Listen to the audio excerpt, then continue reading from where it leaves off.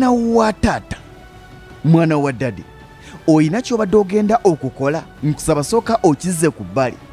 oya twolekedde kapyata lumamya abasajja bakoze enziga muganda wange kwokomya amaaso mwana wa taata olwaliro mu Gaziya Obwongo nkuleetedde emmotoka eyakoleddwa era yafulumye nga emmotoka esinga ebbeeyi mu nsi yonna etuumiddwa Rolls Royce Bottail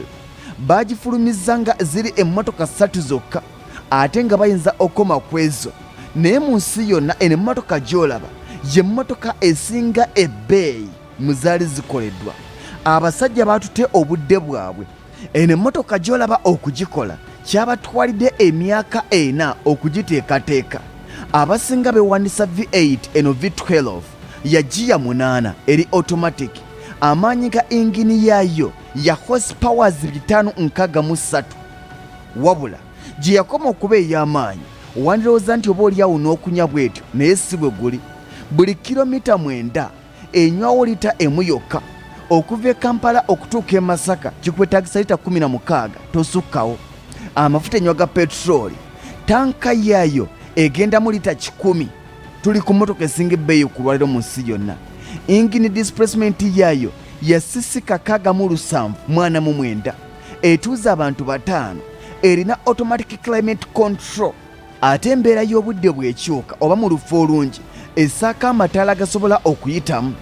bw'ogituuka munda oyanaamirira emito gyonna bakoze gya pure leather esoma kinkumu kya nannyiniyo olugi oba okugitandika tewali kisumuluzo erina enguudo omwetayita era k'olugisaako ekuwooninga bw'olemerako nga yeezikiza obutono na sisitimu yaayo eno emmotoka ne bw'oba ne ssente zitya si buli omuntu agenda gigula mu batono abafunye omukisa okugigula kwe kuli Beyonce ne Jay-Z oyina wonyiga epeesa neyessa mu auto drive neyevuga yokka nga gw'olase tesimbula nga togigambye gye mulaga oyina okusooka okusaamu ekitundu gy'ogenda n'esoma maapu yonna okulagawo woyina okuba ng'oyita okusinziira ku makubo agatuukayo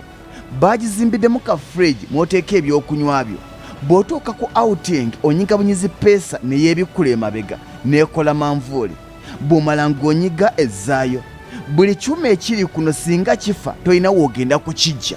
olina kuba simu mu Rolls Royce ne bakuweereza ekirala wabula wadde nga kampuni ebeegiguzizza wabula egisigazaako obuvunaanyizibwa era esobola okugisibira mu kifo kimu kyokka nga tesobola kugiggyawo baana ba taata nkimanyi nti abasinga mwebuuza nti kakati enziga eyo ya ssente mmeka eno emmotoka gy'olaba Rolls Royce Bottail ya bukadde bwa $20 mpuliriza bulungi mu za Uganda aka akamotoka koolaba koolinga anyooma mu za Uganda ka buwumbi 86 n'obukadde 726 ng'ogula mmotoka mwana wa taata abantu balina ssente